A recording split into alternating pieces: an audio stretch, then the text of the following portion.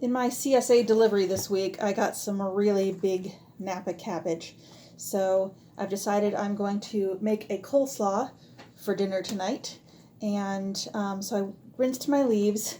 I didn't spin them dry yet just because they're really big. And I think I'll process them first and then spin them in my salad spinner. But I'm just going to shove a bunch of these together. And I'm going to put it in my rapid prep mandolin. Pump the handle up and down a bit as the food gets down closer to the little hopper. I'm going to use my food pusher because I don't want my fingers anywhere near that blade.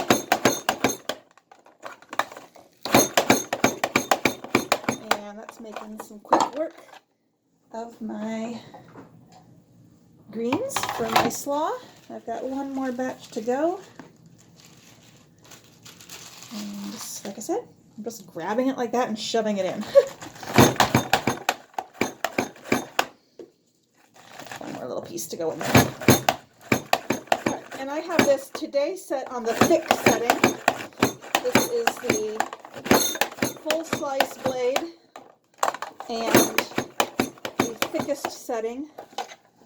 So it makes big chunks like that, as opposed to a thinner coleslaw. I'm going to make it a little bulkier today. All right. So, give you a good little look at my slaw here. That's the beginning of it. All right. Now I'm running my greens through my salad spinner. They say, the saying, oil and water don't mix. So when you're making salad, you really want your greens to be dry of any water. You definitely want to dry them off because you're not going to need to use as much dressing that way, because the dressing, if your lettuce or coleslaw or cabbage, I should say, is wet, it's not going to, your dressing isn't going to stick as well. You can see all that green water down there. So I did a pretty good job of spinning that. Anyway, you're going to want to dry your greens when you're making salad, because the salad dressing will stick to your greens better if it's dry than if it's wet, because the water on there just makes the dressing slide off. I'm not entirely sure where I'm going with my salad today, but I'm kind of letting my CSA box be my inspiration. And we got some of these peas in there, so that sort of lends me to think of sort of an Asian treatment of my salad. So I'm going to shove these here into my manual food processor and give them a little slice, just so they're not huge whole peas in my salad. So if you can see those, they're some big slices. It depends on how they get twisted as I push them down, how big they are. But, I don't know, I'm kind of thinking maybe some radishes, which are also in my box. I've got some, I'll have to see if I have any red peppers, because I think some red peppers would be nice, and that would be a nice Asian. Maybe I'll go with Thai, because I'm thinking suddenly of a salad that I had once at a restaurant. It was like a Thai peanut sauce in a cabbage salad. And it had some, I don't know if you've ever tried those wasabi flavored almonds at the store. But that, I'll have to check and see if I have any, because that would be really yummy in there. Yeah, Thai peanut sauce and then some sort of Asian veggies is what I'm kind of leaning towards right now. All right, I've grabbed my radishes out of my box and trimmed off all the weird bits. Sometimes when you get your veggies from a CSA, they're not always going to be perfect looking vegetables, and that's perfectly fine. I think I'm going to put these on a julienne slice. So I'm just going to twist my knob around and set this on the julienne setting. There we go. And throw these in here.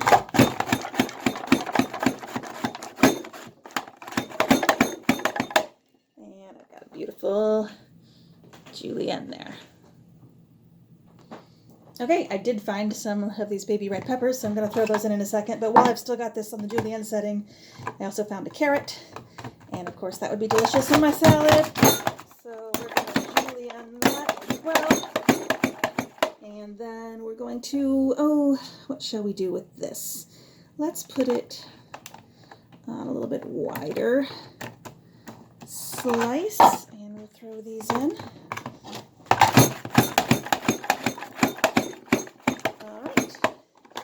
So I've got some more veggies to throw in my salad. It's that time of year where zucchini is abounding everywhere, so I've decided, since I have a zucchini, and who doesn't right now, I'm just going to go ahead and julienne some of that too into the salad. Not too much, but anytime I can throw a zucchini into something, it's better than it rotting in my rotter drawer in my refrigerator. So we're just going to throw like half a zucchini into my salad too. Okay, not really sure what I'm going to do with my dressing exactly. I'm not really following a recipe, but I do know that I would like a peanut sauce. So I've got some peanuts. I'm going to throw this into my blender. And of course, when I'm thinking Asian, I always think of a few things. Excuse me.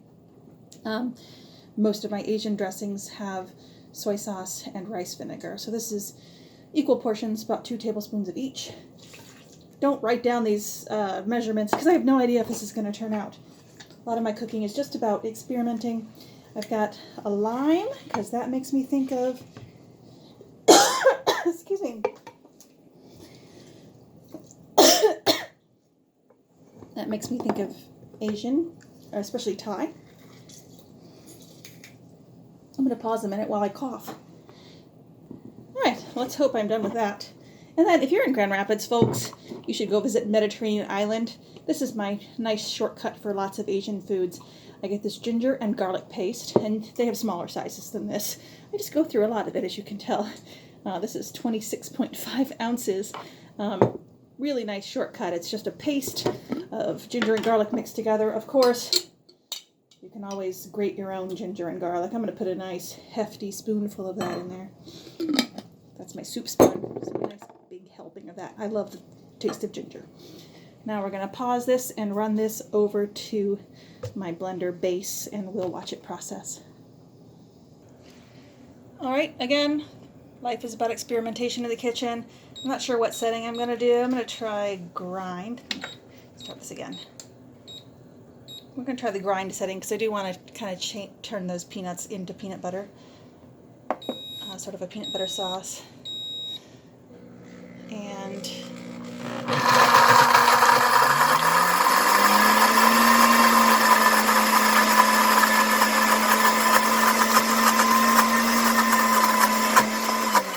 excellent. I'm just going to push this to pause it a second because I do want to add some oil to it.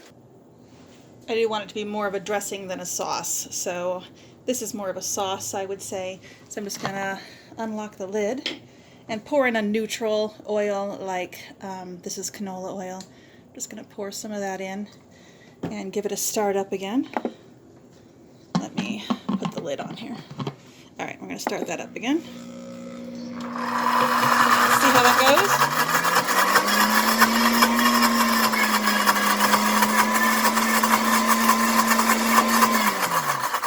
goes? Good. I'll check the consistency of that, but we can look at it here. Let's see. There's the camera. Get a good view of it. I'm going to run it a little bit longer, and I think maybe add a little bit more oil to it. You can always use extra dressing later this week in something else delicious. We're going to do that. Turn it back on.